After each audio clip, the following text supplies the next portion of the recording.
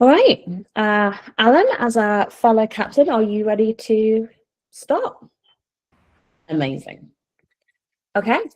Well, hi everyone. Thanks so much for joining us on our 100 Days Out World Cup Masterclass.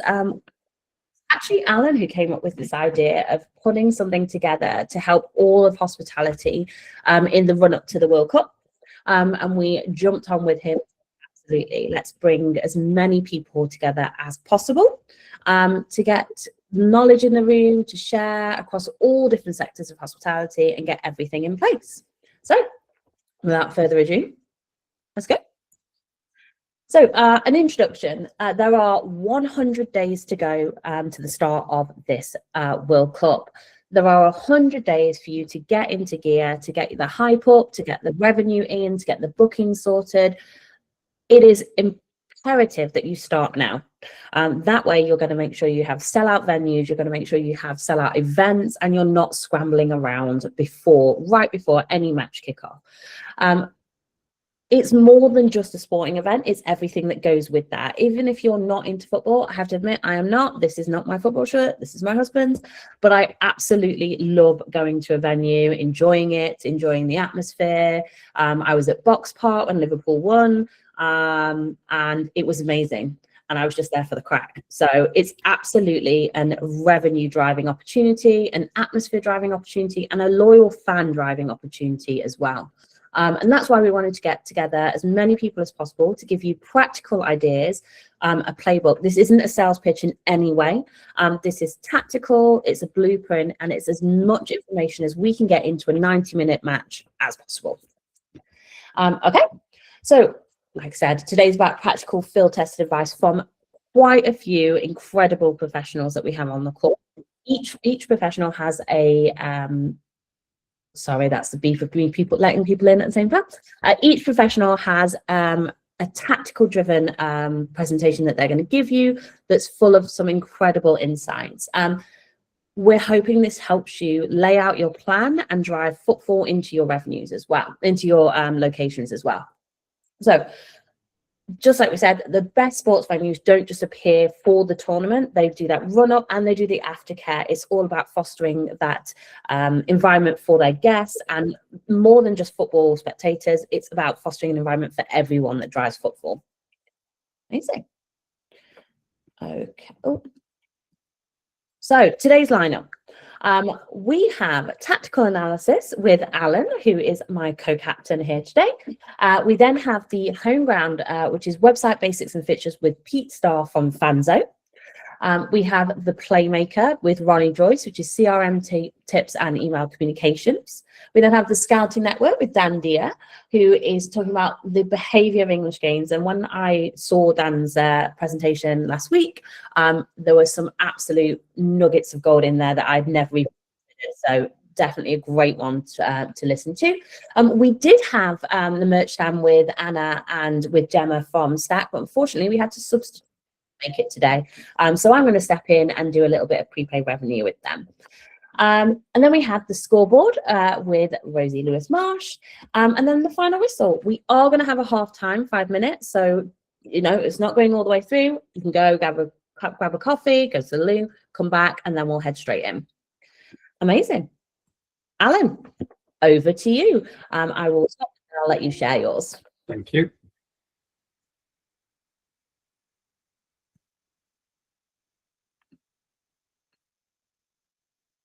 Okay, hopefully that's switched over. Everyone can see my screen okay. So yeah, for those who don't know me, my name is Alan Armstrong. I'm a day rate marketing director, but previously I used to work at Stonegate Group. Hence, I have a lot of knowledge of how you approach big events, big tournaments, when it comes to the amount of events we go through. And the part of the team behind We Love Sport, their industry-leading sports package that they had at the time as well. And then I've been in hospitality since leaving school at the age of 16. So I think in France, 98 was my first ever exposure to seeing big tournaments in action. So I've got lots of experience and knowledge I've picked up on the way to share with you guys today from both an operational and a marketing perspective. But the key thing I want you guys to the key thread throughout the first half of this presentation is I watched the World Cup there because ... That's what I want everyone just to think of as we go through this, is what is your USP? The World Cup is on terrestrial television. It's in everyone's homes. It's stupid kickoff times this year, which needs to take into consideration. So what is the reason of a customer coming to you and watching the World Cup in your venue versus staying at home with all their home comforts or watching in the pub next door? So just think of that throughout, and just think of which USPs or little unique things you guys can dial up as operators, as marketeers, as whatever you guys are, to amplify this World Cup this year, because it's a massive sales opportunity. Few quick stats about the World Cup for those who aren't aware.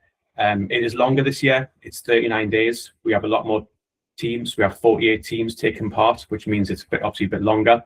Like I just said in the previous slide, it's a later trading window. Yes, there's some 5 o'clock kickoffs in there, but there's also some 2 a.m. fixtures, i.e. Scotland versus Haiti is 2 a.m. in the morning. So there's some amazing ones to be taken into consideration. But kicks off 11th of June, goes all the way through to 19th of July. It's hosted across America, Canada, and Mexico. And yeah, I just think this is just a huge opportunity when it comes to sales and then bookings and everything that transpires from there. And if you're not aware already, Scotland have already announced that they've thrown in an additional bank holiday for their first game. And who knows, there could be more to follow. We're trying to give you guys the biggest licensing update we can today, but it's a very fast moving beast when it comes to holidays and extensions and times as they go on. So we're going to start with the basics, the back four, as I call them, as the 4 real things that everyone should be doing or thinking about before they go into a tournament.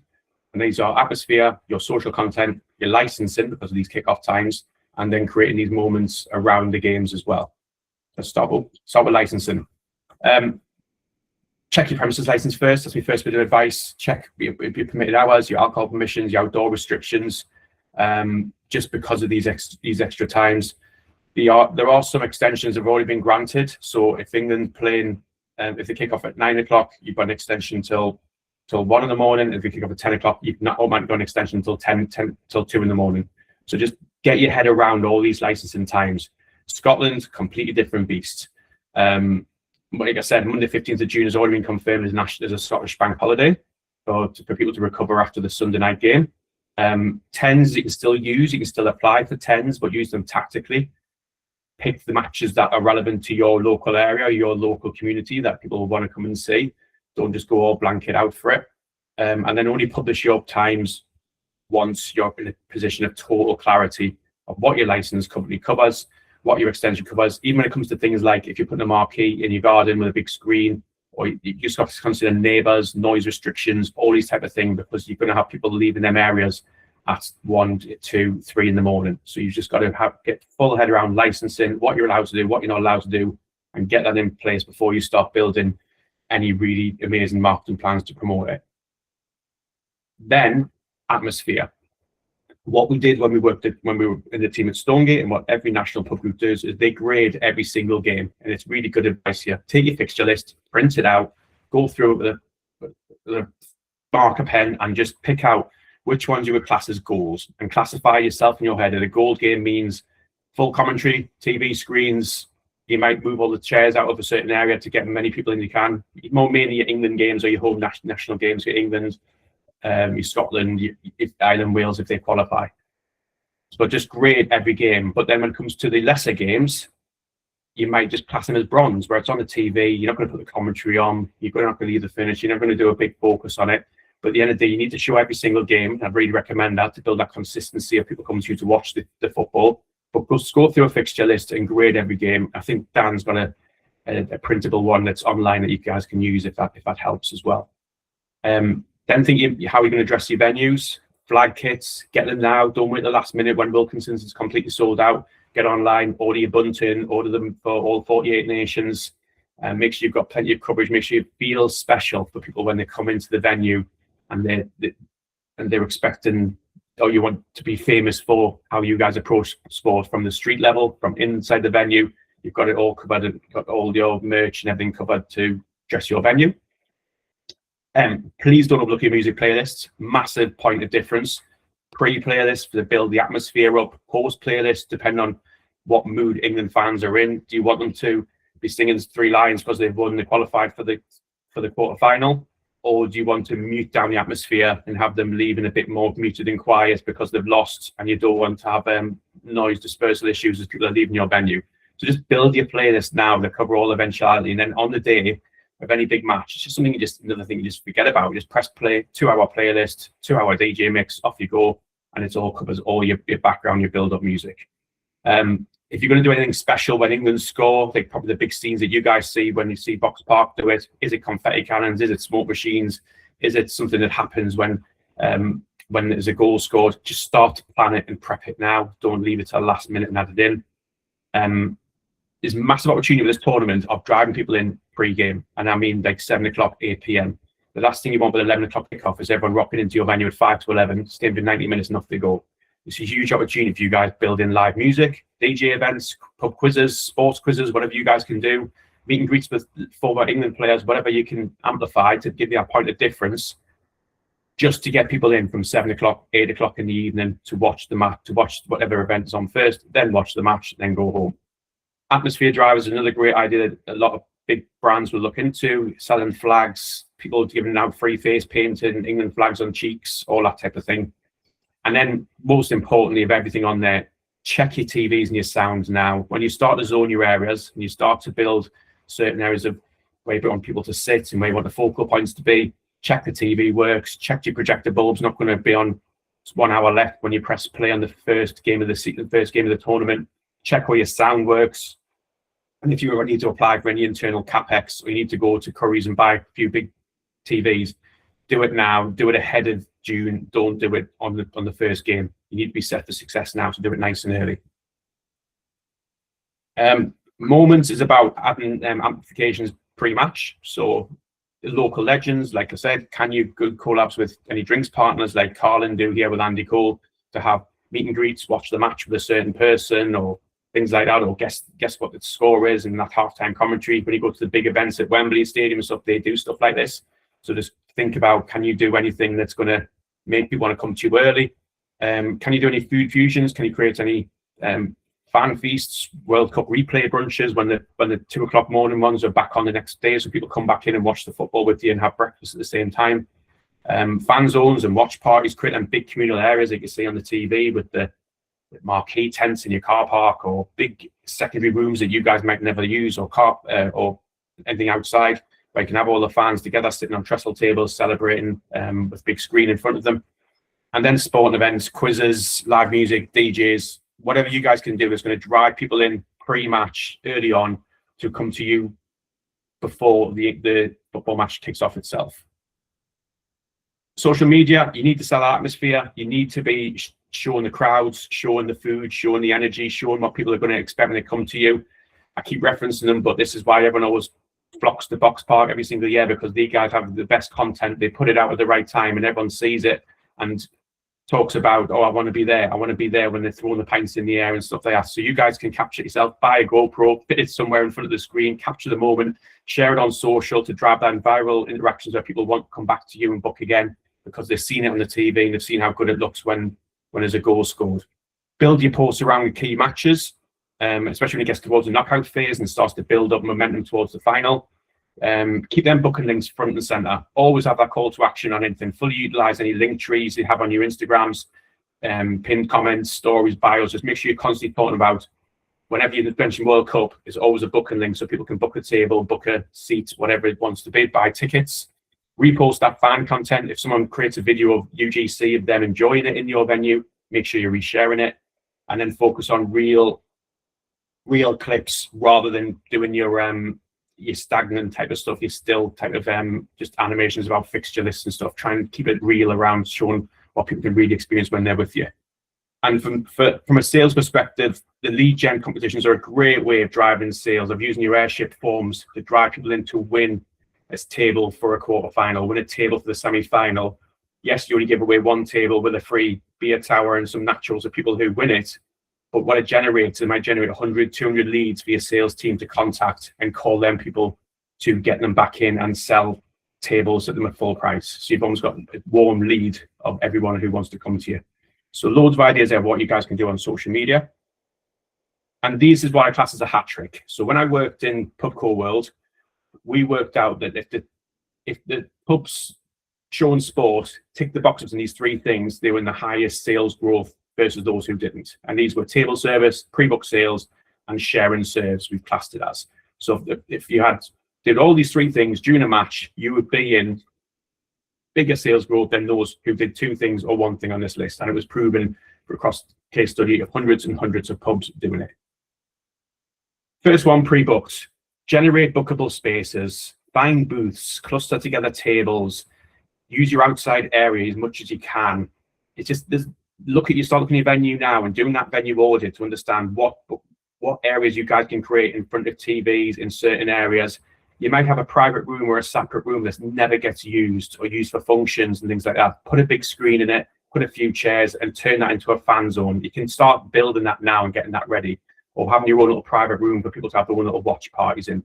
Build little areas that people can book, that have their own identity, that have their own TV, that have their own way of getting table service. You can start to build these now and just create spaces for people to flock to, see on your website and want to book, get some nice photos done of them. You guys know what to do, but just start to create them spaces now and think about what your table plans and your furniture plans look like for your gold games, your silver games, your bronze games. Because it might be completely different. Like I said, your gold games might be no furniture in the pub because you're such a small pub and you need every space you can for standing room only. That's fine. But your silver games, you might have a few tables in. Your bronze games, you might have tables and chairs so people can sit down and have a bite to eat as well. So just start to think about what that looks like so you're fully clear before June. Share and serves. This is about maximizing a customer spend ahead. The last thing a customer wants to do when they're watching a football match is leave their spot, their chair, their location, wherever they are, come to the bar, queue, and then go back. They've lost 10 minutes of the game. They've missed some of the action. They've missed a crucial part of the match. So create bigger serves to maximize their spend so they don't have to leave where they are. Things like these cheap little beer towers that you can get off Amazon. Yes, it's got a football on, it's got a tap, fits 8 pints of beer. Sell that as one package at uni with some glasses. People can self-serve themselves on the table in front of the match. Instead of doing standard pints, try and upsell people into 2 pints. Same price, but just offer the convenience that you can have your beer in a 2-pint cup, and then they can be drinking a 2-pint instead of a 1-pint. Or pitchers of beer. They're old school, but they work. Some people have 8-pint, 4-pint pitcher of beer with some empty glasses. They're self-contained then for the first half at least. Yes, you can get mini kegs. You can do shot paddles if England win or the football wins. You can do beer buckets. There's all sorts of stuff out there. It doesn't have to be overcomplicated. Just start to think about that psychology of that customer, that they don't want to leave their spot. They don't want to go to the bar and miss some of the action. They want to stay out the first half and then top themselves up for the second half. So look at some share and serves to maximize that spend ahead. And then another bit on that for spend ahead is table service. Try and take your bar to the customer. If you've got order and pay apps, make sure it's working, make sure it's maximized, make sure you've got a dedicated team running drinks and doing that. What is your spin on the push for Prosecco famous button from Albert Slosh? What can you guys do? Is there a push button? Is there a klaxon people can fire when they want service? What can you do? I've seen people use red cards or yellow cards, where tables can hold up yellow cards or red cards when they want service, and then the team on the floor go to them and order their drinks and that's what they want.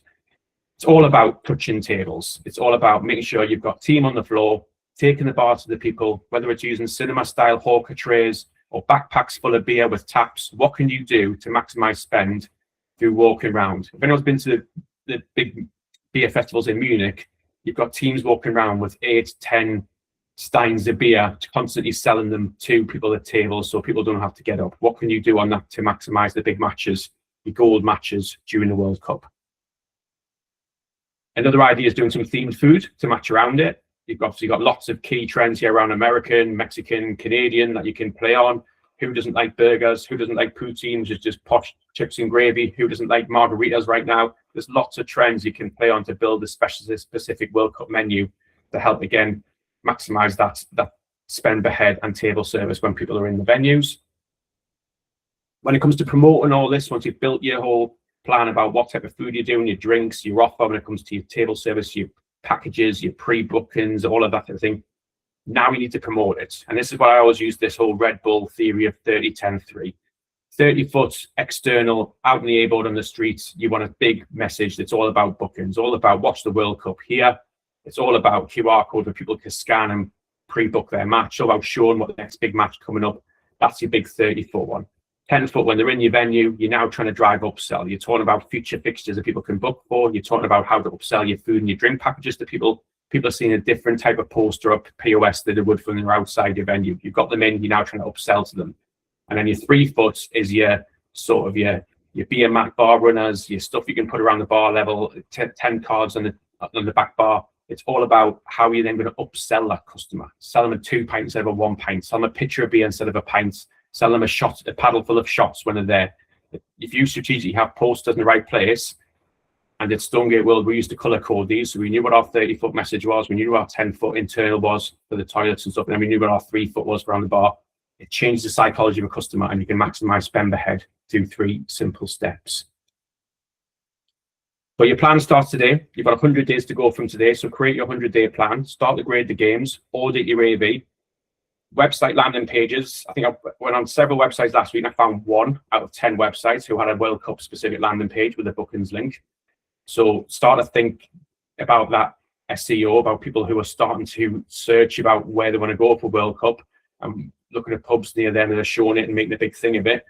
Make yourself stand out through building your landing page now, getting the fixtures on there, getting links to bookings. There's no harm in getting that customer acquisition coming in now. Look your license and apply for your 10s we need it. If you're a big pub with lots of staff, assign a World Cup champion, your deputy manager, your shift leader. Find someone who's passionate about sport who can take control of this for you and deliver a great plan. And then 30 days from the kickoff, I'd say brief your team. About 30 days pre-tournament, you'll start to see the comms ramp up. I always say judge it when BBC and ITV bring out their big sexy adverts that you start to see about the World Cup. It starts to feel real then, start to hit the customer mindset. That's when you arrange a team meeting, get everyone excited, share your plans with them, create some social content, and even launch some internal team incentives about how you're going to push it and what you're going to drive from a bookings perspective.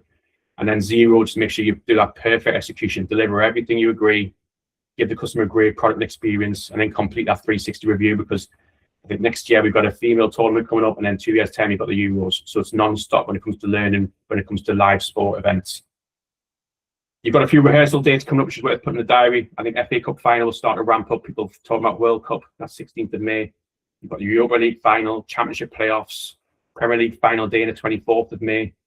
The Champions League finals then the 30th. And then what Tuchel's done, which is quite interesting, he's got 2 England fixtures right before the tournament starts, literally the day before the tournament. I don't think any other team is doing this, but he's got 2 England warm-up matches against New Zealand and Costa Rica the day before the tournament starts, just to get the team fully warmed up. And then, what we've also mapped as well, we've done if England win the group, where they would go. So you've got they go the round of 32 on the 1st of July, and then the round of 16 on the 6th. You see there how the fixtures start to stack if England win the group, and then on the right you've got if England comes second.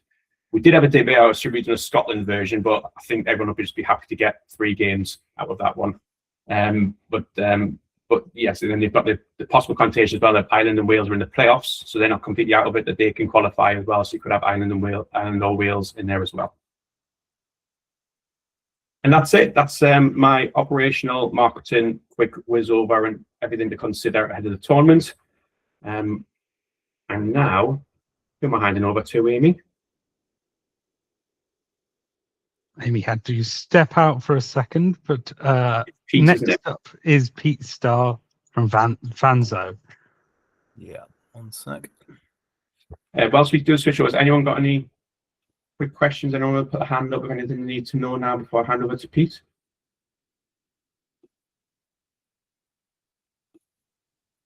Great. Hello, can you see the right screen there? No, you're sharing you're sharing your entire screen button. Perfect. It's gone well, hasn't it?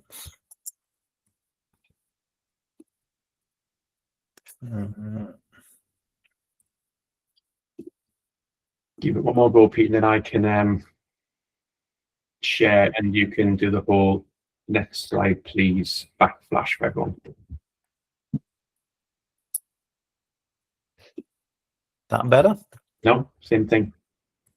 Same. Well, it might be easy if you drive on this one, Alan. No problem. Here it comes, mate. Perfect. My name's Pete. I work at Fanzo, and I don't know how to use slides apparently. But today, I wanted to kind of run through the importance of kind of optimizing your kind of online presence for your pub, setting yourself up for the best chance of success during the World Cup. So yeah, first things first, why is your online presence so important? If you could flip through, Alan. One more. So this was bit of research we did with some of our customers a couple of years ago, and yeah, we found out that a pub's website is the main port of call they make when looking where to go. So they check a website 80% of the time when they're going to watch sport for the very first time. Next slide. And a bit of the kind of human psychology behind that. This was Chris in Richmond. He said, if a pub doesn't take sports seriously on their website, I just don't trust they'll be taking it seriously when I get there. So it's this anxiety sports fans have when they're looking for a really great experience. If they can't see it, they struggle to believe it, basically. So I'm going to run through 3 or 4 kind of quite top line, but really simple things you can do in your venue between now and the World Cup that hopefully helps you make the very most of it. So as Alan alluded to, fixtures, there's far more than there ever has been at a World Cup, and they're at, from 5 p.m. through to kind of 5 a.m. So there's a bit of a kind of pick your poison element to this. I think versus previous tournaments where pubs would try and very easily show absolutely everything. I think that's a bit of a fool's errand here, given the late nights, given the sheer volume of games, some which might not be very interesting. So your first job 100 days out is to work out what makes sense to show in your venue. And a key part of that is picking with purpose. So obviously England, Scotland game is no-brainers, but there's some easy work you can be doing to think, what kind of fan groups exist near my venue? Do I have expat communities? Can I tap into them? And work out what are the games that are worth your while going big on. So once you've done that work, the next really important thing is to get them up online as early as possible. So if we just flick to the next slide. So this graph, what it shows is kind of search traffic to Fanzo at the last European Championships. So Euro 2004, kind of a comparable size tournament. And I think what's really interesting is this, it might seem like a very small, slow uptake, kind of 6 to 8 weeks out. But what we found when we kind of analyze the booking data is that kind of bookings made in that 6 to 8 week period out, they only kind of account for about 5% of the total volume. But at the end of the tournament, they accounted for kind of 22% of the sort of sales during that period. So what you're seeing there is the real eager beavers. They're desperate to make sure they get the best table. And the reason they're kind of that uplift you saw in terms of sales is because they're kind of typically bigger groups and they're settling in for the long haul. So yeah, it might seem like small crumbs in terms of versus when the tournament actually kicks off, but there's really high value customers out there looking for where they can get their bookings made. You can't do that unless they know that your pub is going to be one of the places that's showing it. So yeah, back to this idea of fixtures, it's pretty straightforward. Get them up wherever people search for you online. So that's your website. Social media, hopefully these are no-brainers. I just want to touch on the Google business profile, which costs publicans nothing to optimize, and a lot of people don't realize it's the first place where people experience their venue.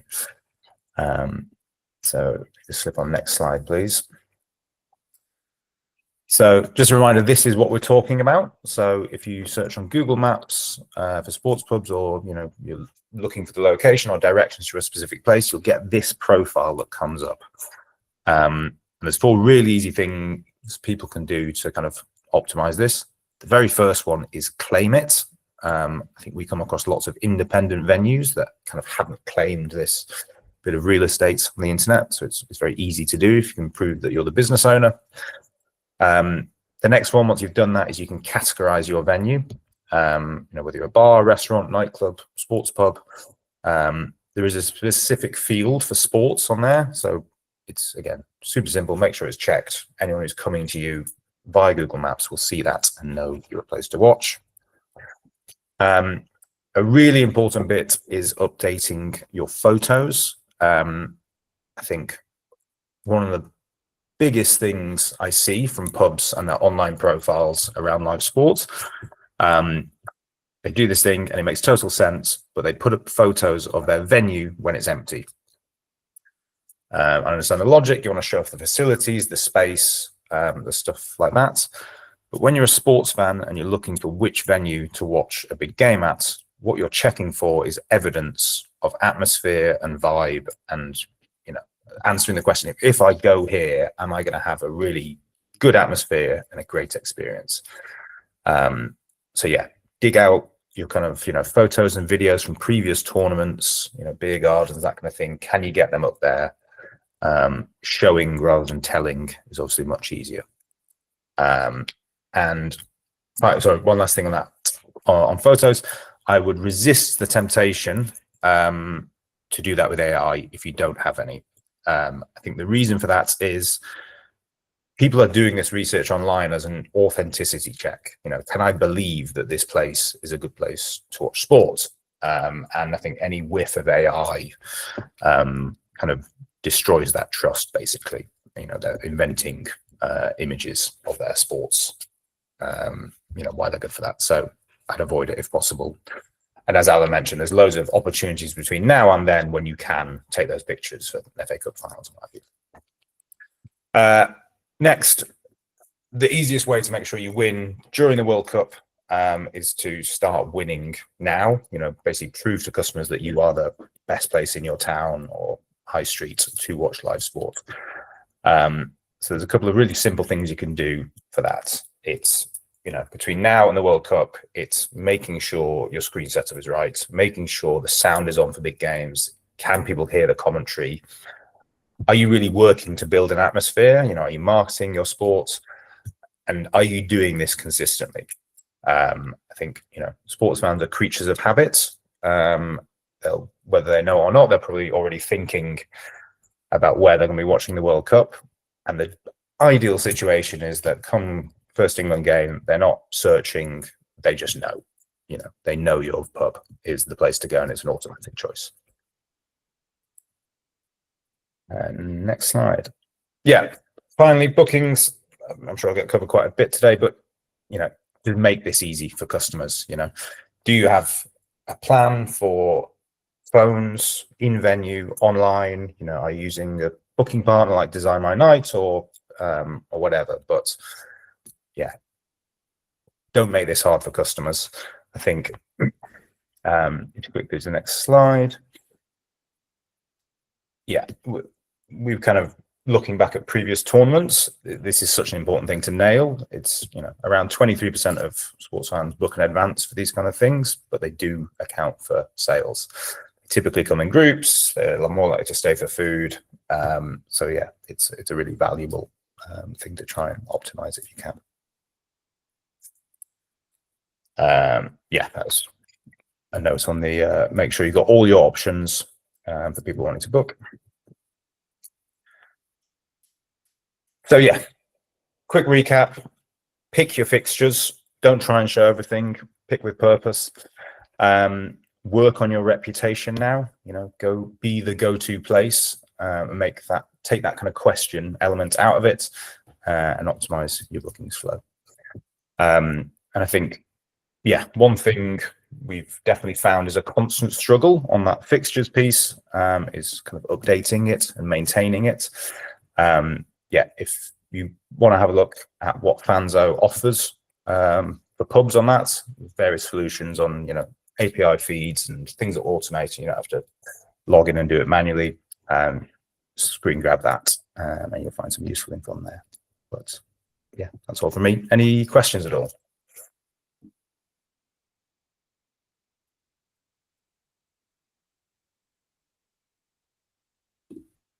No, fantastic. Great, thanks for that, Pete. I think next up it's Ronnie, isn't it? So all things CRM. Hi guys, morning. How's everyone doing? Let me just share my screen.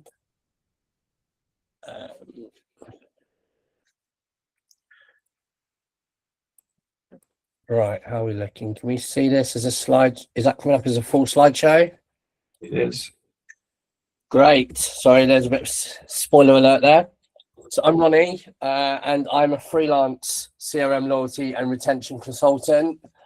Work across platforms such as Airship, normally helping either rescue activity on the platform where it's been laying dormant, or help supercharge activity for people who perhaps need bandwidth relievers. So if you like the ideas that you hear today, feel free to get in touch for your World Cup activity. I would love to help. I am a massive football fan as well. So for anyone who is not maybe versed in football and World Cups, I can chew your ear off next to nothing. As just to echo really the real opportunity of the World Cup is bigger than match day. This is not just about one busy night. Let's try and think further than the World Cup with your strategy. You know, like it's all behavior and habit building in terms of driving advanced group bookings.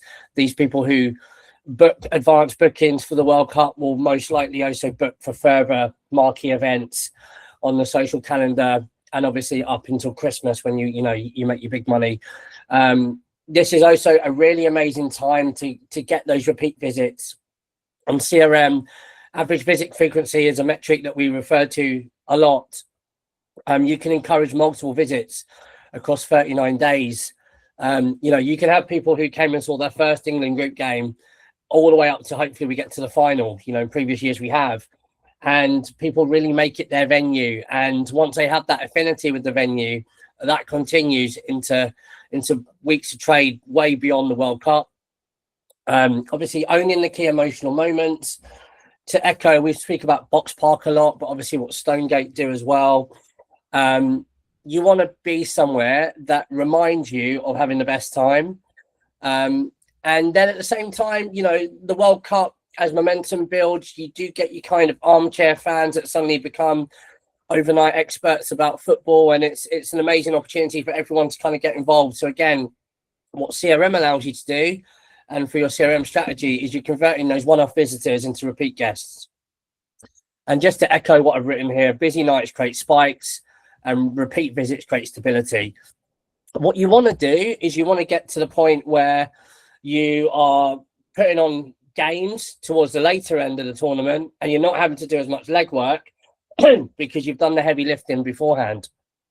And similar to Alan's plan, really, in terms of this is my back four, really, for some match winning CRM. And the first thing you really want to do is you want to scout who's interested, and a World Cup lead generation competition where, you can use this form an Airship or Stampede or whatever CRM platform you use. And you can amplify this through social media channels, so you can cross-pollinate, and you can get it up on your website. You can have it as in-house QR codes to scan. You can stick it out on your mailing list, and you can put it on your social media.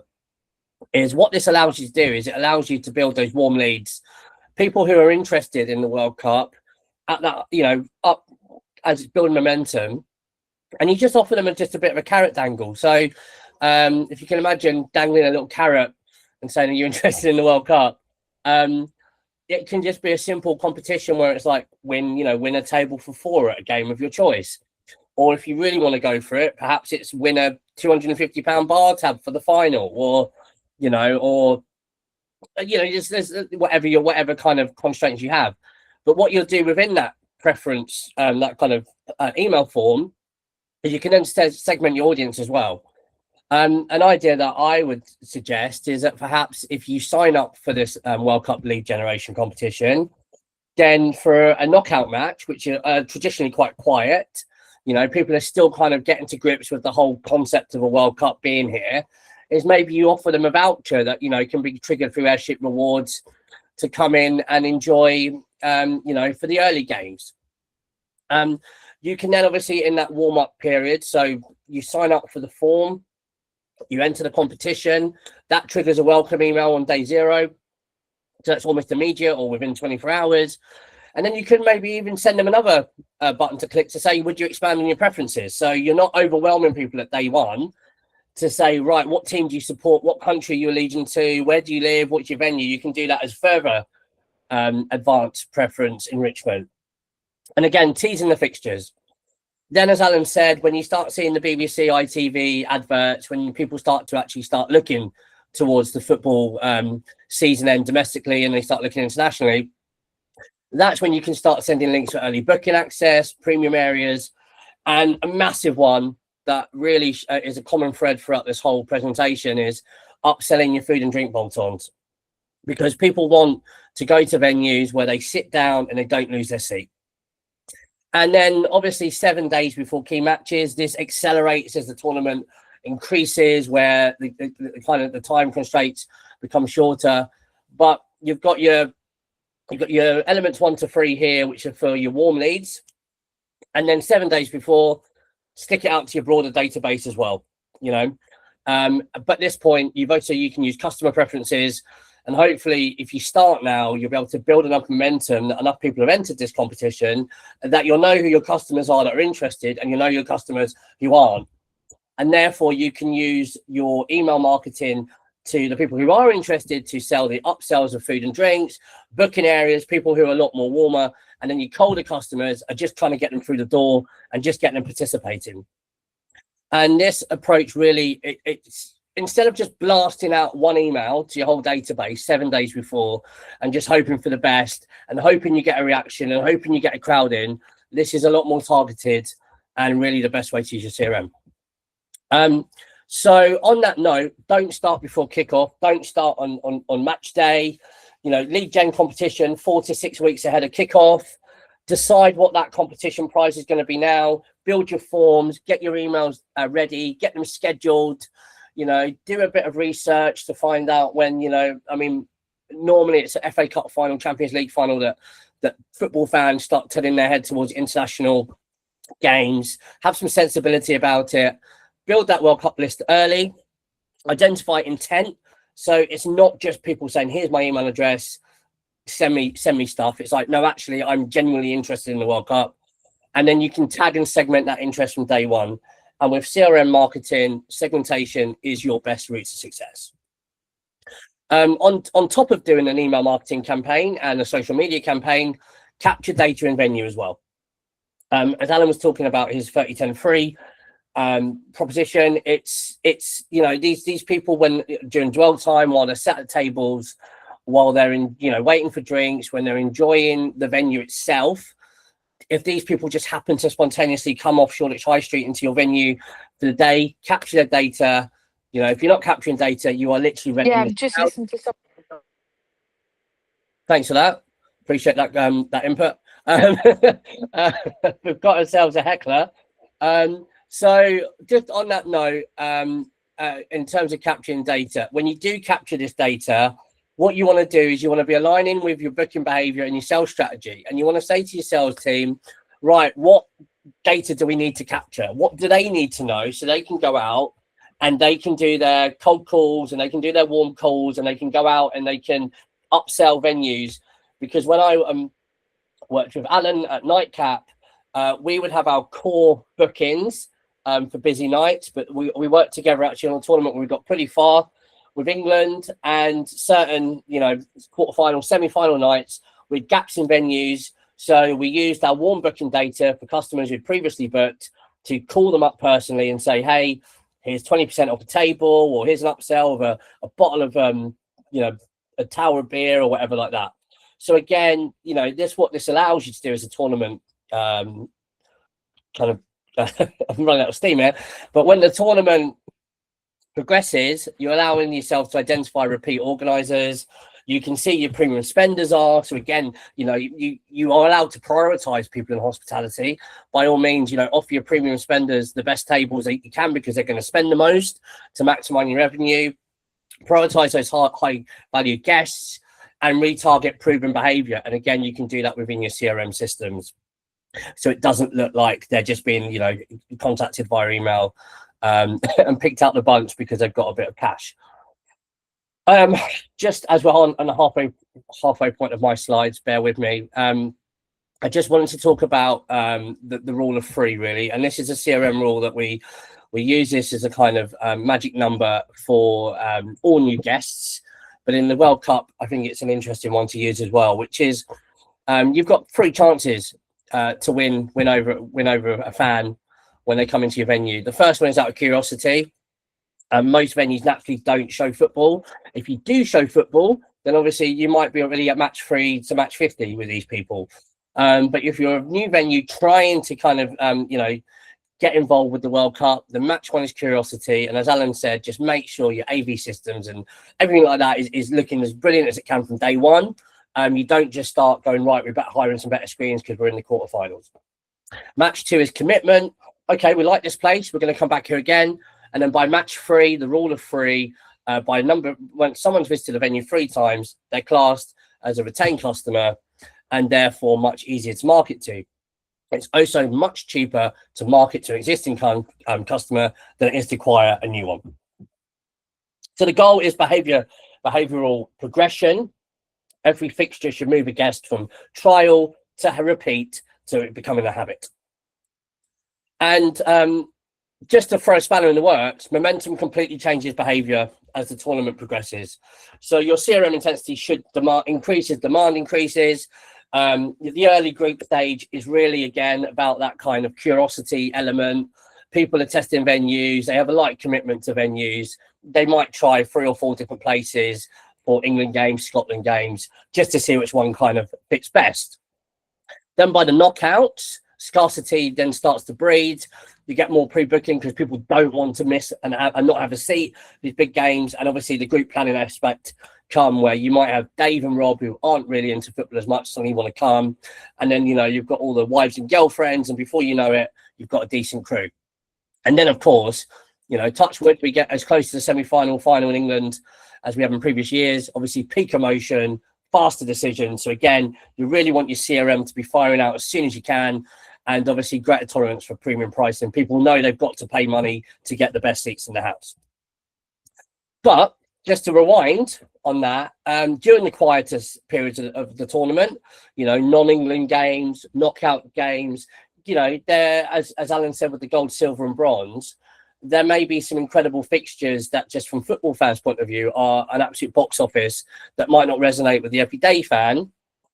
So how do you get those customers in to come in and watch those games, even, when they could just be sat at home with a 4-pack of beers and a takeaway? And again, this is what kind of feeds into the lead gen form from the very start, is use Airship rewards or use, whatever CRM platform you're using, and upsell the fixture with an incentive.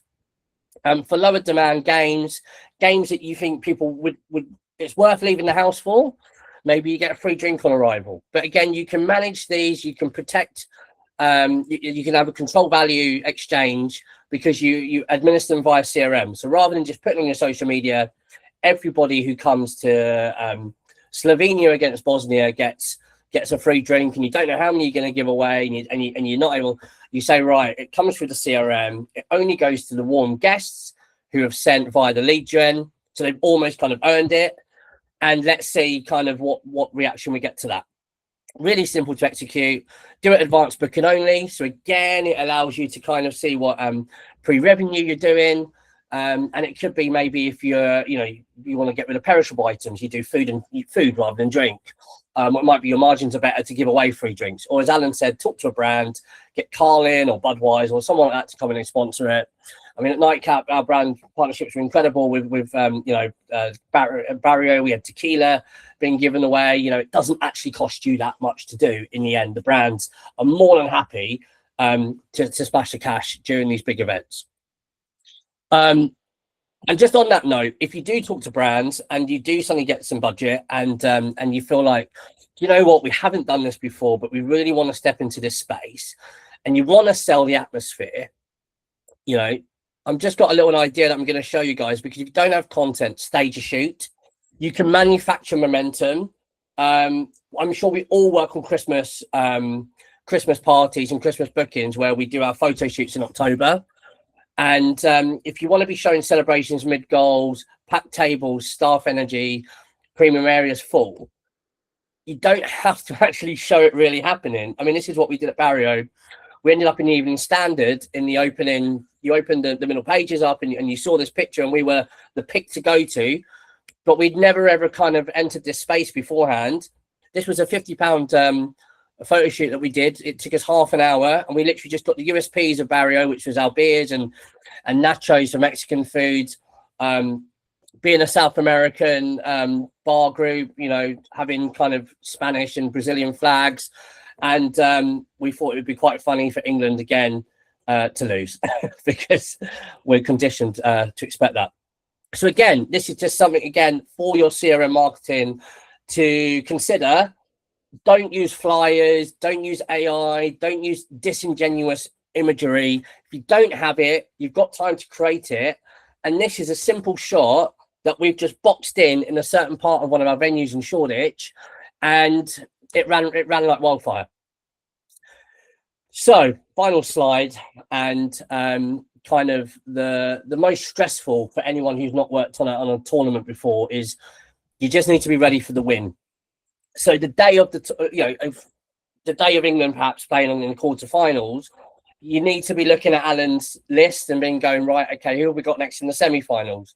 And they're called permutations. I can't say it because I've lost my mind. But basically, you just want to, again, use Fanzo and just double check who you've got, and then make sure you've got all your content and all your collateral planned for the full-time whistle. You don't have to send it out at the full-time whistle, but I have worked for other bar groups in my previous years where it's taken them 2 or 3 days to arrange what they were going to do for the quarterfinals, what we were going to do for drinks packages, what we're going to do. And by the time that you've missed that 48-hour window, people have just moved elsewhere. People want to know that they've got that slot. And when you get through the tournament, then the windows of opportunity shrink massively. So again, that's worth having a conversation 100 days before and saying, right, if we do get to the knockouts, if we do get to the semis, what are our price points? And you can start to build and schedule your emails, and even to the point of doing automations as well, which is something that I haven't touched upon completely in this call, just because I didn't want to scare you all with lots of information. But hopefully this has been helpful.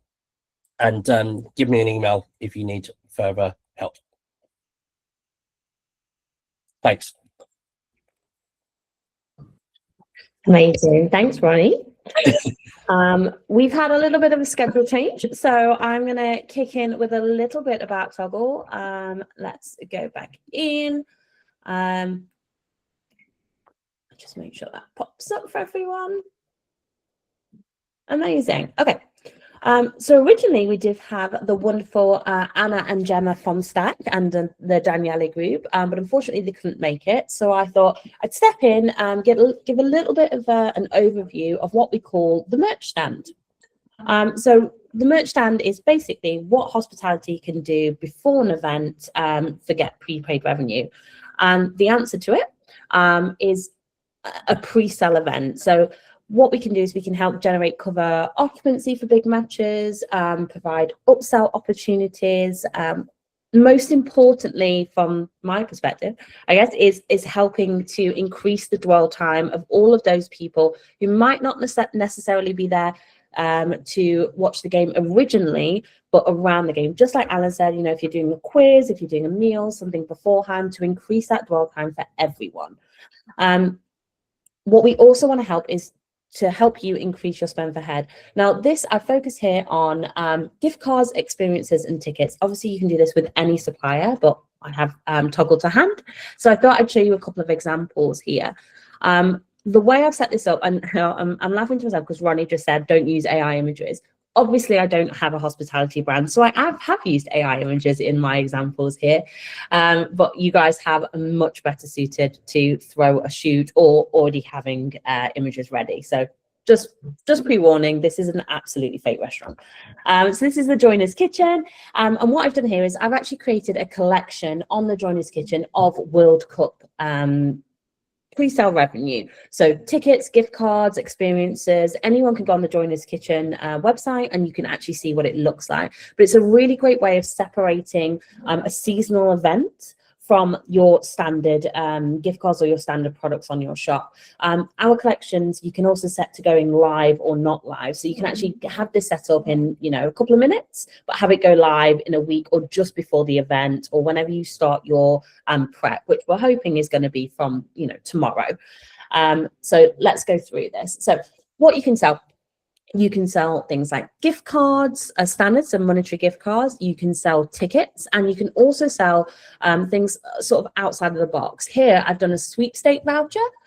So this is an idea of doing a competition where everyone can buy a gift card for £5. They can come in and spend it with you, but they also get entered into a competition that you could pull every single match. Obviously, all the data, you have all the data of your gift card purchases, and every single match you could pull out a winner right before kickoff. It's a really great way to get people in on the event before, like in on the action before, and to drum up that action. You can also share it on your social media as an outside product to your actual offering. So to give you a bit of an overview, this is actually from Stack. So Stack do incredibly well with selling tickets to their events. It's obviously their Newcastle versus Sunderland Derby event. And what they've done is actually sold a ticket which gives you entry and a drink for the event. But with tickets, you could do anything. You could wrap it up to be a large ticket, like reserve a table of 6. You could increase the cost so that it covers a bucket of beer and some food, like some sharing platters, like nachos or something like that. So that when people coming in, they're actually, you know, they've paid for entry, so your capacity is sorted, you know your capacity, but they're also getting something. And then on average, we know that people spend 55% more than the value of the gift card or the experience they have. So it's about getting them through the door and then getting them to spend more money with you and getting the prepaid revenue from that too. Experiences. This one I put together in regards to making sure that you can get people in beforehand, offering an actual meal for families or for anyone really, that you might want to make it easier on your operations by doing a set menu. So a set menu match day kickoff where you can sell an experience for 2, 4, 6, 8 people, and your team just create this set menu that's then provided before each match, especially when they're obviously the later time in the period. These are my AI generated images, obviously. And the nice thing about experiences on any platform is that you should be able to set them up in that parameter, so that you can you can pre-know who's coming in and for what date as well. So a great way to fill up beforehand if you have a family-friendly venue and not just a, you know, sports or wet-led venue.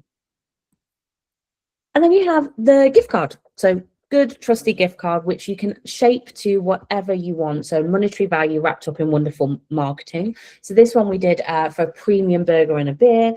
You know, if you're the type of venue that has a specialist in steak or something like that, or you want to even throw in a special World Cup menu, you might be inspired to do a different dish each match from one of the home countries that are playing, sorry.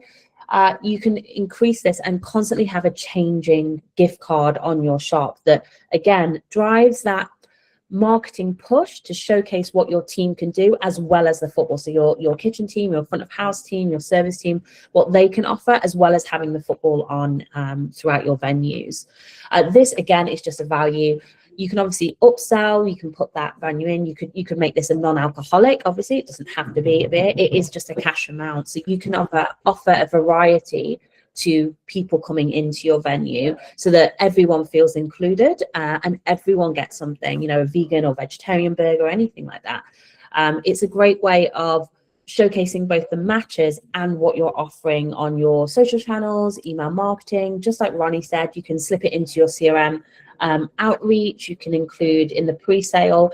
Rosie's going to give us some incredible tips after the break about pre-selling tables. So it's a great way to upsell as well. So in those emails that say your reservation is confirmed, just tagging in your gift card shop to say, why don't you prepay and buy have a beer and burger on us, or even just offering a gift card that then gives us slightly more value. So you can do a promotional code where you might do a World Cup 26 code, where on the bottom of your email, you can also say, you know, thanks so much for booking a table, have 5% on us and give a 5% away, or 26%, you know, anything that you want to do based on that using a promo code as well.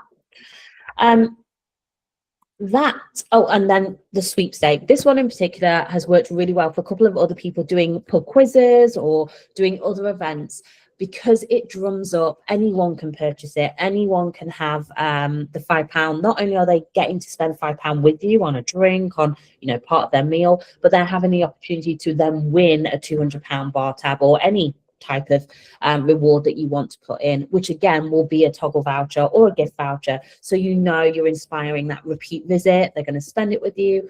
And obviously you're going to get lots of people coming in to spend their £5 voucher with a restricted validity as well. You could do it to the end of the season, to the end of the World Cup matches, that it has to be used before the end of the championship, the competition.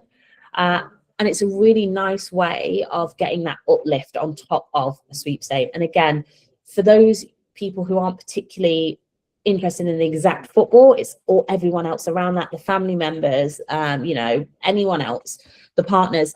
It's a really great way to get them involved. Alan's going to give us some really good examples with the Gamer Boys, and it's a really great usage tool in, you know, side by side with your any gamification that you're going to do. That is me rushing through mine, absolutely, so that we can get our 5-minute break in for half time. And then once we are back, we are going to go straight in with Dan Dia, and then Alan again, and then Rosie, and we'll come to an end. So I'm going to take a 5-minute break, and we will be back at 10:39. 10:40. So feel free to hop off and jump back on, or feel free to go get a coffee and use the loo. Amazing. Thanks, guys.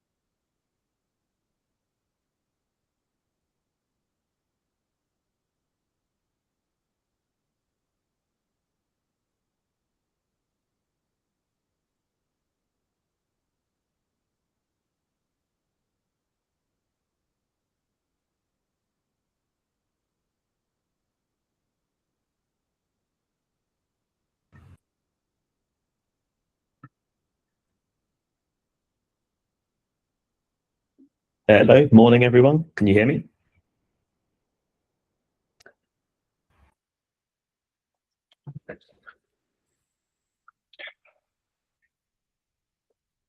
Just a quick sense check. Can everybody hear me and see the screen okay? Crack on, mate. All good. Cool, perfect. So I think that's time. Hopefully everyone's back. So just a little bit about my part of the presentation here.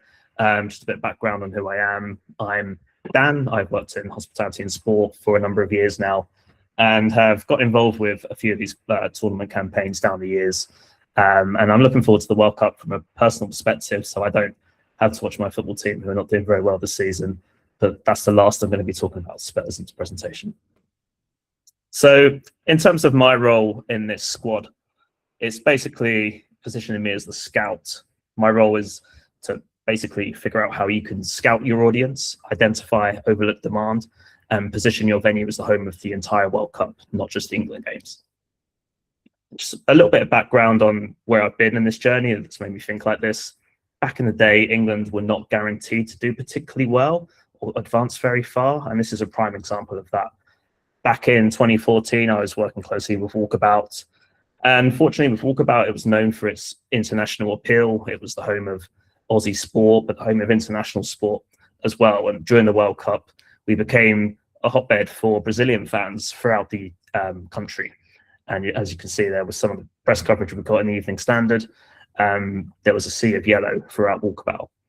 And it's a good job we did focus on that tournament as a whole, because for England fans, the most memorable moment of that World Cup was probably this Roy Hodgson meme, which highlights how quickly things sort of ended for England in a pretty forgettable World Cup. So the fact that we got behind the whole tournament meant that we still did really well at Walkabout and continued to have that momentum. And one highlight for us was this, was the famous Germany 7-1 match against Brazil in the semi-final. We actually went viral with a crowd reaction video from that match. As you can see, lots of Brazilian fans in Walkabout Temple there back in the day. I think it was about 90% Brazilians and 10% German.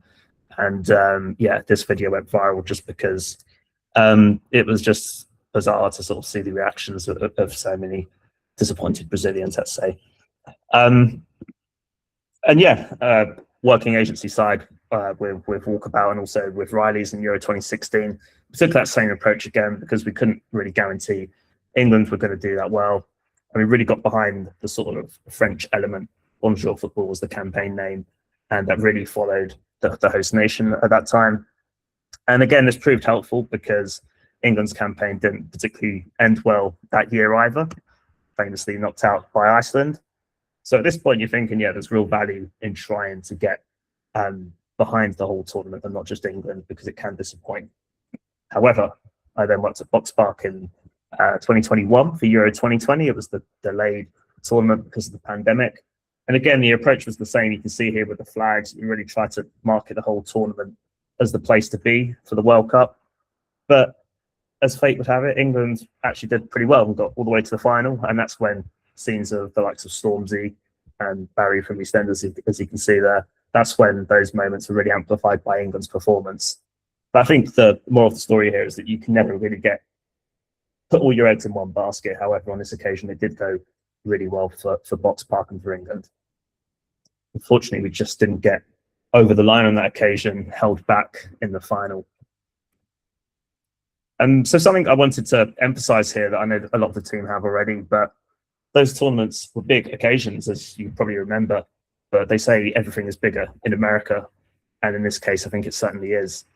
Just to give you an idea there visually of how big this is compared to previous tournaments, we've had 48 teams, 104 matches. That's well over double the amount of matches we had at Euro 2024. It's the largest World Cup ever staged. It's going to be like this from now on. And I don't think anyone is really prepared for how big and how potentially complex this is going to be. So England are one of 48 teams in 12 groups, but England are just one of those 48 stories. And every team represents its own fan base, its own audience, and its own opportunity, even in the UK. The knockout stage has also expanded with the introduction of the round of 32 That literally doubles the number of knockout matches in a typical World Cup. So again, the opportunity here is just amplified by the sheer amount of games. And this sort of takes me on to my sort of main point, really. The way I look at it is, in many ways, you probably won't need to do a lot of marketing for England matches. People are still going to come out for it. People want to watch these games with others. They're going to come to the pub in many situations. But the challenge there is more operational, which the team have gone through already. Whereas I think the rest of the tournament is the real marketing opportunity. And this is where operators can create demand, build repeat visits, and outperform their competition. So I wanted to sort of share this because I think there's a huge opportunity to engage communities already living within your catchment area. This ONS data shows some of the largest foreign nationalities living in the UK who are or could play at the World Cup. The 9 nations on this screen alone represent 2 million people in the UK. So that's quite a big number of teams that you could get behind. And each represents a community of people that will actively be looking for somewhere to watch their team with fellow nationals.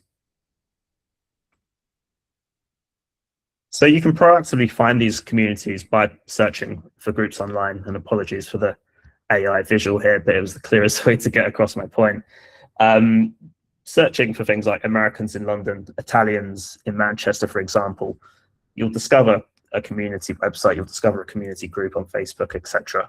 People who are looking for things to do around the World Cup, looking for organized events. Sometimes they'll even run their own ticketing. Sometimes they'll take care of a lot of the operational headache so that you can just simply agree a structure with them, maybe a pre-sold ticket, an arrival drink, a reserved area, just to make it really easy for you.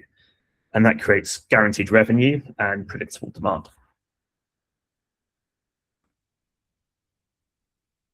The challenge, of course, with this tournament, as a few people have mentioned already, is the time zones with the matches being played in North America across many time zones, and quite a lot of the tournament will be sort of kicking off or being played during closing times of the average pub. So this slide highlights which nations represent the strongest commercial opportunities in the group stage. So these are all the teams that will be playing in that 5 to 9 p.m. kickoff window, which means that they will all be finished by 11 o'clock standard closing time, which means that if you're thinking about getting behind Brazil this time, you might want to reconsider the approach, because all Brazil matches kick off, I think, from at least 10 o'clock. So unless you're going to stay open later to show that you can show the full game, or even later as they play in the middle of the night, then it's probably not the team to get behind at the moment. And these are the ones that are. And I'm happy to share this if anyone wants me to share this spreadsheet. The playoffs. You may have noticed that there are a few places yet to be filled. Later this month, right at the end of the month, the final 6 teams will qualify through the playoffs. These matches provide an early opportunity to capture audiences. You can show the games themselves or use the moment to connect with those communities once they qualify. I think interestingly here, there's a lot of British interest as well. The likes of Wales and Northern Ireland still in the running to qualify, as well as the Republic of Ireland, and then the likes of Poland, Italy and Ukraine, who I think will have a strong following in the UK. And also Jamaica, there's an estimated British population of over 500k British Jamaicans in the UK. So some real sort of niche opportunities there to get behind. This takes us on to what you can do right now, and I know Ronnie's mentioned this already, but I would strongly urge you to build your CRM database off the bat right after this call if you can, if you're not doing so already. Essentially, create a World Cup landing page, allow fans to select which team they support when signing up. This gives you valuable data and allows personalized marketing as the tournament progresses. You know, suddenly you can be really owned in on a certain community of fans as soon as something happens in the tournament. Alongside outreach, there is also the opportunity to look at targeted ads. Platforms like Meta can be really effective at targeting by location, interest, or even language. Some stuff I've done before is actually translate messaging to match the audience. Only if you're really confident, I'd recommend that, but that's an approach to really engage those communities as well. Beyond reaching out to those communities and trying to appeal to those foreign communities, I would also like to bring to your attention these matches that I picked as the 5 top games of the group stages outside of England. So these are ones that I think typically when the World Cup gets going, people will want to come out and watch after work with mates or whatever. And the good thing about these matches is that they're all Thursday and Friday night kickoffs. So prime time. And yeah, there's some reasons why these ones are quite big, but I think in particular, it's the combination of nations, the different stories involved. And also the opening match has the opening ceremony as well. I don't think it matters who plays in that opening match for it to be appealing to the average fan.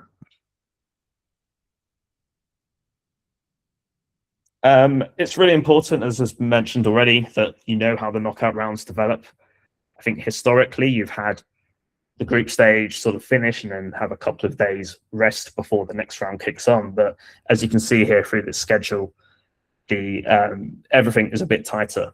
The group stage ends on the same day as the last 32 begins. So you can't wait until the group stage is finished to begin promoting for the last 32. Instead, you want to focus on when is that match for the next round going to be confirmed. As soon as it's confirmed, start promoting it. So it's really important that you sort of keep on track with what's happening in the tournament and anticipating the next round. And that brings me on nicely to this fixture schedule. So this is something I've created, which you're welcome to scan the QR code there now, and that will provide you with a nice spreadsheet that just gives you all the information you should need. A hospitality opportunity rating, which is my way of sort of saying this game is of real importance to the audience or to the UK audience, and which ones are not. It will highlight which matches could have a home nation involved, whether it be England, Scotland, or one of Northern Ireland or Wales. And the TV channel, home nation interests, late night indicators, and all the detail to help you plan throughout the tournament. So my message is sort of this really: whilst England fills the night, and at the moment we've got 3 guaranteed nights throughout the tournament for England, hopefully a lot more, but scouting and understanding your audience really fills the tournament. So this can be a real big 5-week campaign if you know how to target your audience, prioritize the right fixtures, activate creatively, and be ready for the knockouts. And despite all the mentions of sort of non-England games, as an England fan myself, I do hope we see Harry Kane lifting the trophy in July. So hopefully that's the visual we can get used to. Thanks very much for listening. And that's my piece. Cheers.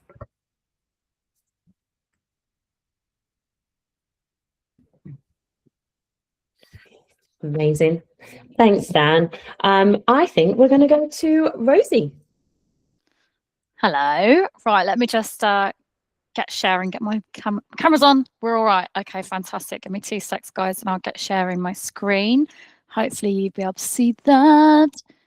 Okay. Well, actually, sharing screen, just to warn everyone, we are running about 10 minutes over. I think it's because of the amount of speakers and stuff. So Rosie's on now, and then it's back to me for a quick 5 minutes, and then we'll be wrapped up. So we are running about 10 minutes behind schedule for those who have hard finishes at 11 o'clock, but will be pre-recorded and shared for those who do need to drop off.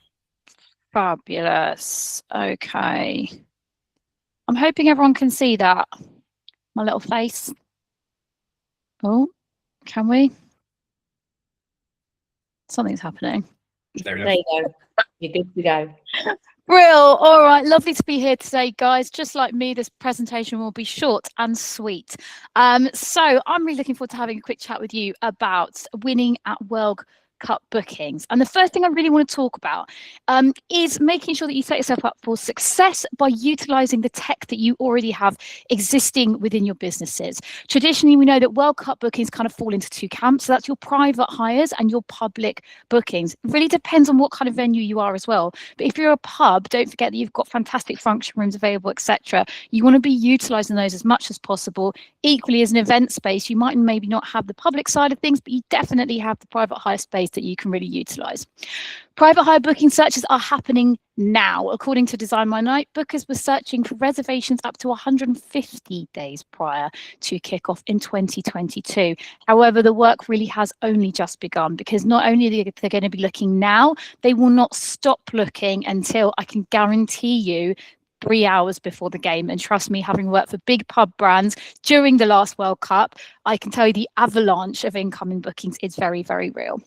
So the biggest mistake I see is ignoring your booking system setup. It means that you can get an overwhelm of last minute bookings your teams manually have to convert. This is an absolute nightmare. If you have not set up your auto confirm, if you do not set up your timings properly, if you've made it hard for the guest to book and it requires human intervention, then it will lead to the following 3 things. And that is poor conversion rate. It's lack of strategic focus on the big fish. Your teams are just going to be focusing on those bookings of 2, those bookings of 3, and the mistrust of systems. This is the easiest way to get any of your operators absolutely hating a booking system if you don't get this set up properly, which will then result in Christmas being a nightmare. You probably ripping that booking system out, putting another one in, and the whole sorry dance will just continue again. So if you get this right with your operators and your sales teams, then I can guarantee the rest of the year is going to be so much easier.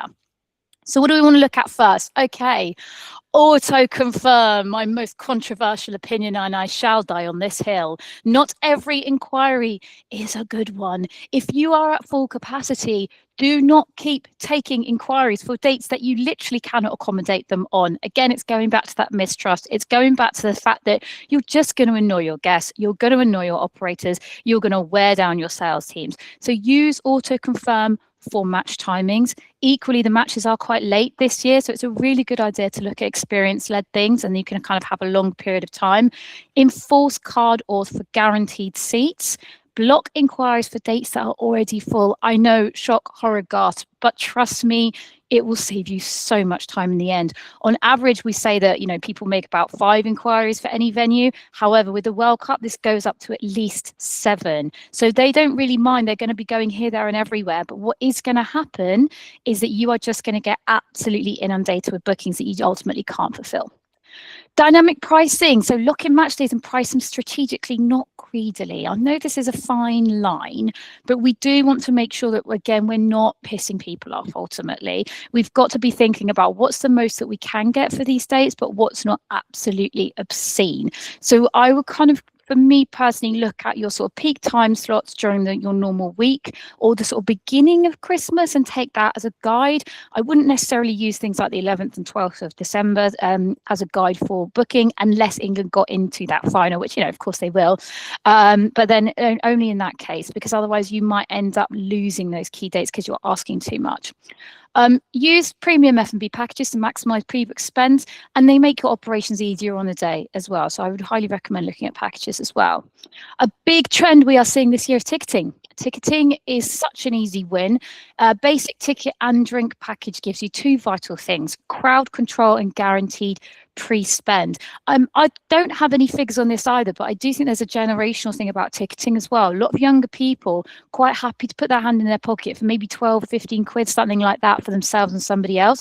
Asking them to book a full table feels like a bigger commitment. So actually doing ticketing for just sort of entry level, going in, enjoying yourself, it's an understandable concept across the board, and it just means that you can control those crowds too. So looking at auto confirm, then look at the numbers: all thriller, no filler. Which group sizes do you need will move the needle to book?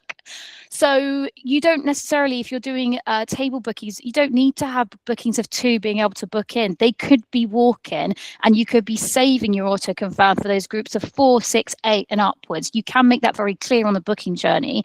And again, that just means you're not filling up table space that you could be selling for more money. Timings: the average adult human, this is sickening, isn't it, makes over 30,000 decisions each day. So please, if I can give you one piece of advice, do not say, what time do you want to start, what time do you want to finish, and give everybody a horrible multi-choice exam that they for some reason have to do before they've even booked into your venue. It's really important that you just have a set number of times, very similar to restaurants, that people can just select from. Let's make it easy for them. Let's make it easy for people to give us their money. With these, a really good idea is to create an experience. And I know this is something Alan has touched on, is going to be talking about more. But create something where you make sure that you've got a really fun attitude before. So maybe that's a quiz, maybe that's some music, maybe that's, you know, experience-led sort of stuff. It could be, you know, anything before the game, so that you avoid that kind of post-pub call group thing, and you're driving that early revenue too.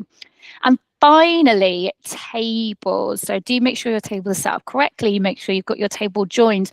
But bear in mind, not every table has to be bookable. Walk-in tables are great for additional revenue. You want to make sure that every table can obviously see the screen. That sounds really obvious, but do make sure you've got that.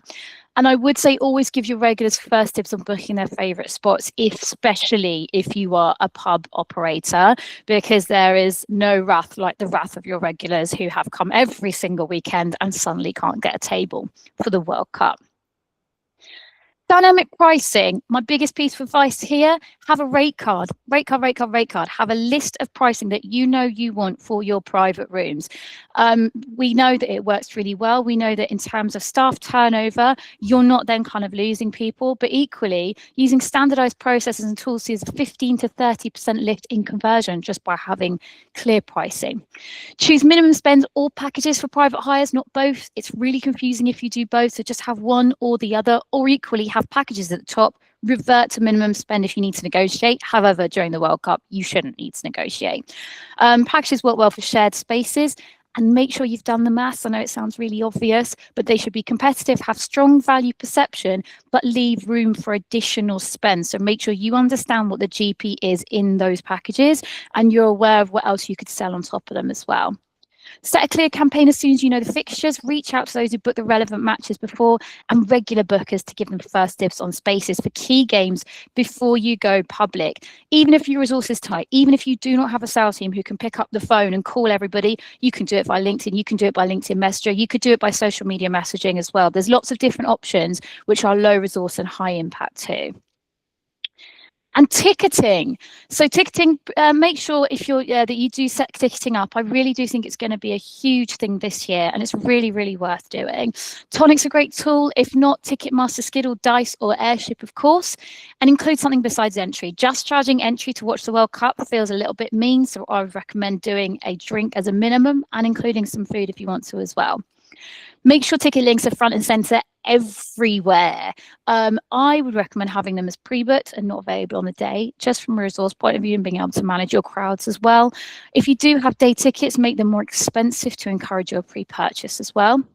Now, interestingly, 91% of publicans report that footy fans return after a good time for other events that aren't sports related. So this is a huge opportunity to really grow your audience and get people to fall in love with your venue, which we know is really the name of the game, especially with loyalty and retention. So do make sure that you've got a bounce back offer to turn those matchday guests into vital regulars. Focus your bounce back offers on times when you could use the extra trade. So maybe that might be early week, but make sure that they know that you're not just for the World Cup, you are year round and you are a forever venue. Finally, well, actually one to go, but big piece here, don't overthink it. I know we've been talking about some amazing things today, and it's great to look at all the different theming and everything we can do. You might be sitting there as an independent operator going, yeah, but hang on, I've got like, it's me, one person and a dog, like what's going on? And that's absolutely fine. Don't get sucked into throwing resource into new package creation and development for the World Cup if you do not have it. It is absolutely fine to just give the existing packages you have a little bit of a spruce up. You could rename them, you could revamp them a little bit, and you can use the same things. You do not have to completely reinvent the wheel on this one.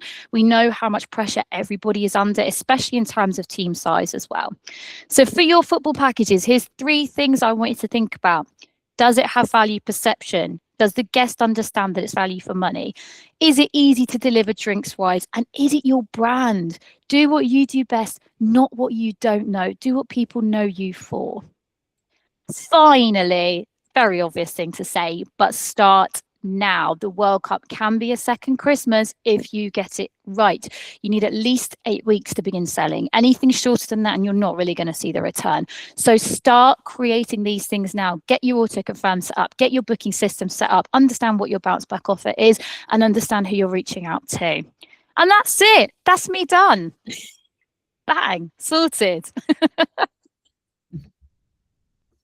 Oh, Thanks, thanks, boys. Rosie. Little clap there. Amazing whiz through all things sales then, some great ideas. Again, the presentation will be recorded and shared so everyone can catch up. Final little bit from me before we wrap up, guys. Literally got 5 minutes, if that. I just want to introduce you guys to the opportunity around gamification, something I'm very, very passionate about with my little side hustle that I've been developing. And when I talk about gamification, what I class this as is, if the rest of the speakers today have given you guys the recipe for a really good cake, as in planning, preparation, community management, CRM, website, sales, loads of top tips in there. This is what I class as the little sprinkles you can put on top of the cake to really make your World Cup summer campaign come to life. And the reason I talk about gamification is because I think it's one of the most misused channels, especially in hospitality marketing. And I think there's a reason why Lidl have them on their bakery section and Temu have it on their website, is because they work, they engage, they reward, they drive second visits, whatever you class it as. And a few stats, and it again links perfectly to what I said earlier. I watched the World Cup there because, and you might watch the World Cup there because, you know what, they do little fun little games with me between matches or at half time. It doesn't have to be digital games. It can be, I've got some ideas around little analog games you guys can do on piece of paper, posters, A-boards as you walk around your venue. The reason why I like to talk about gamification is because the engagement it drives. Your website you can drive traffic by up to 30% through having a reason to visit with a little gamification bits on there. You think of how popular things like BuzzFeed quizzes are and stuff like that, and fantasy football leagues. It's for a reason, because people engage and they keep going back to it, and it targets some part of their brain which is a bit different. Right now, I'm obsessed with little games on LinkedIn, and I think I'm on a 35-day streak of doing little games on there every day. For some reason, it just dropped into my life last few weeks. It can boost your website, it can boost your engagement, customer can spend more, it can increase your clicks on your emails, it can have loads of benefits, it can increase dwell time, has loads of benefits of why we gamify. From a digital perspective, obviously that's what my business do, the Game Boys. We build and sell bespoke digital games which are accessed by QR codes and scanned to play. Imagine having a digital minute to win it, which a customer can scan a QR and pick which minute they think the first goal is going to be scored, and then put their data into an Airship form, and then it triggers send from that. You it's the 35th minute, and everyone who enters 35th minute gets a nice free drink sent to their inbox with an Airship reward. That's simple. Or spot the ball. It's always on through the whole tournament, where every week's a different famous point of World Cup where people can tell you which spot the ball. Or a Panini sticker machine where people can upload their selfies of their picture and pick which body they want to be and turn themselves into Messi or Pele or different World Cup characters. It's all possible through gamification. So you scan QR to play, instant win mechanics for your guests, easy link to Airship form and Airship data. We did something with some clients over Christmas, and we generated 30,000 spins and plays in 1 month, just through people playing gamification on top of their Christmas campaign. There's a huge opportunity when it comes to sponsorship your drinks. We know already that Budweiser and Coca-Cola are major sponsors of the World Cup. So go to them and ask them to fund it. I have a client that every time they buy a game does not pay for it, because they go to Absolute Vodka and they pay for their game every single time. And they come to me and say, Absolute Vodka paid for this game, and then 4 of the prizes on there are Absolute Vodka drinks, and everyone's happy in the whole loop of everything. But it can drive revisits, can be a brand USP, or we said earlier, of your competitors in the pub next door.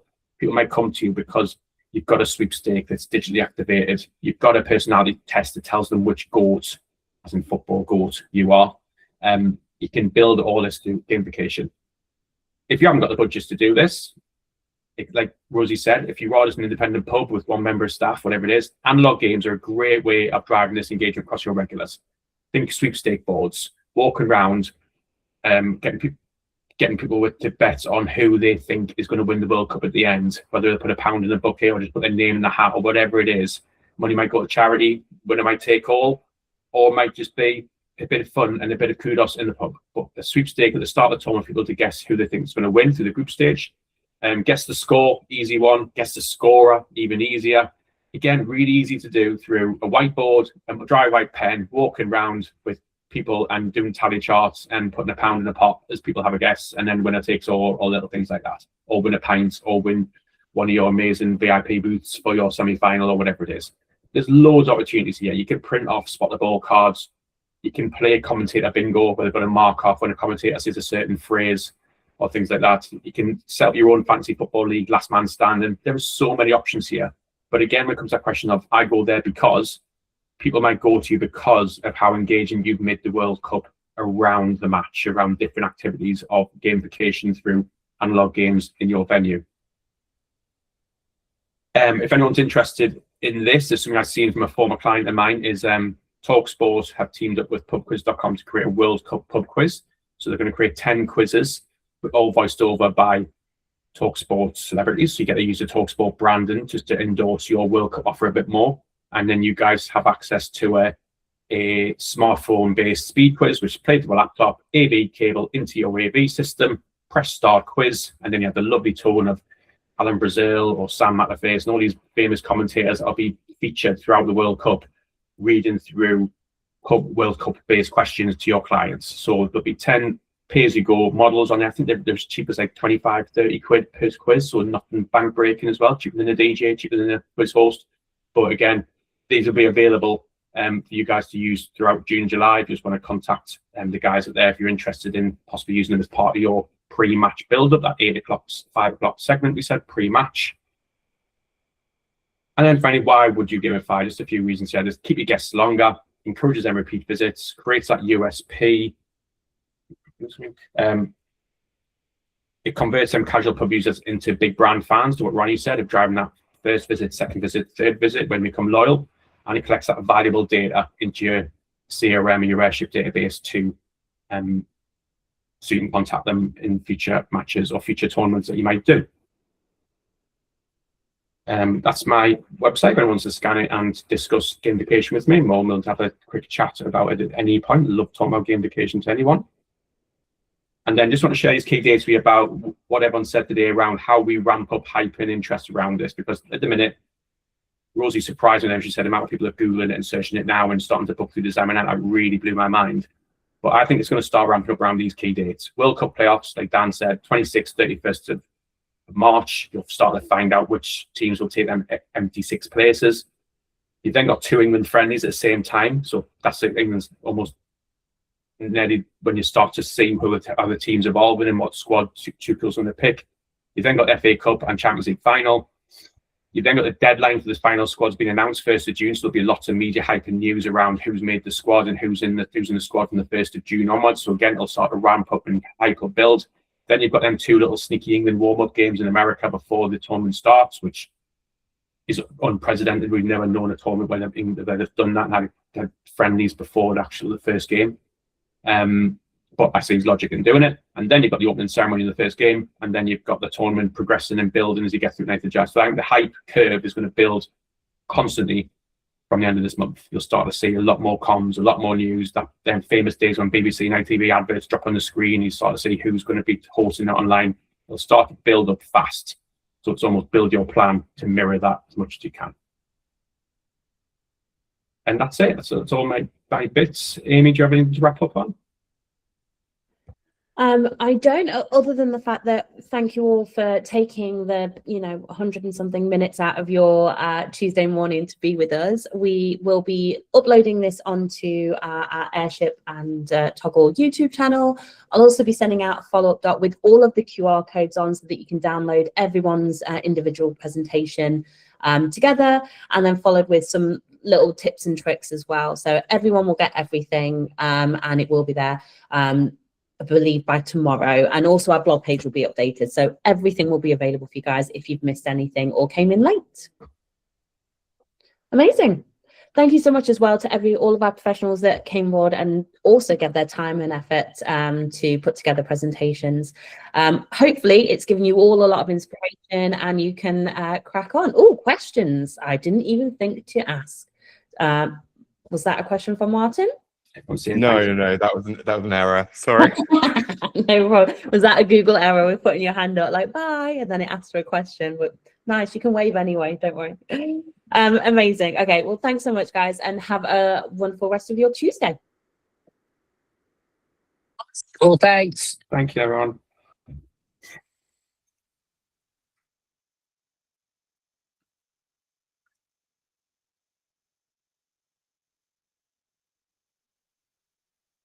Amazing.